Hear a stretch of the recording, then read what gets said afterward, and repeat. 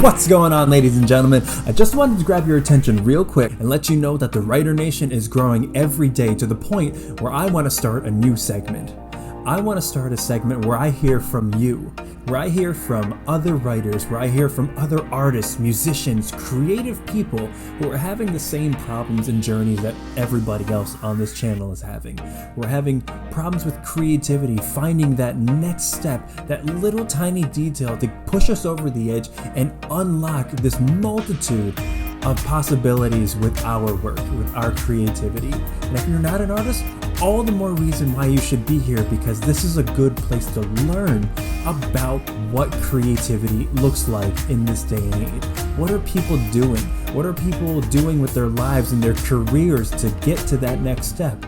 I want to hear from those people. I want to hear from you, the person whose career has been spent building brick by brick by brick on this level and platform of creativity. I want to hear from the person who has a story. Shocker, that's everybody. Everybody has a unique story, whether you think it or not. A million little tiny decisions had to happen for you to be you, and I want to hear about it. Why? Because creativity comes from learning about other people. Creativity comes from learning about other people's experiences and sympathizing and empathizing them. And God knows how much we need empathy right now. For example, I was walking down the street the other day and I saw somebody who had his hands like this against his chest.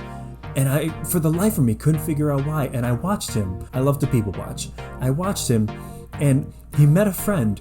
And even though that person was a friend, when that friend extended his hand, he didn't shake it. He actually recoiled.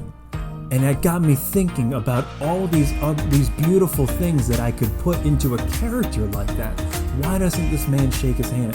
Why doesn't this man like human touch? Is it because he was traumatized by something happening to his hand? Or the last thing that he touched was something that's so ingrained in his mind that he can't possibly bring himself to touch another person, a human being, ever again? What is it? Little things like that, just observing the world. And that's what we're doing on this channel. We are just observing the world, and I want to do that with you. If you're somebody creative, or you know of somebody creative, or somebody who just has a good story to tell, please, I want to hear from you. I'll be doing interviews every Friday.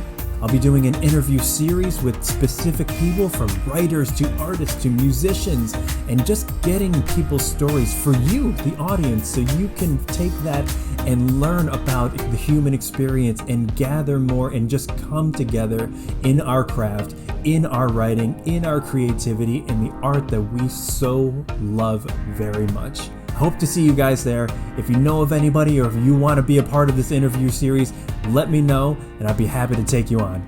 Thanks, guys.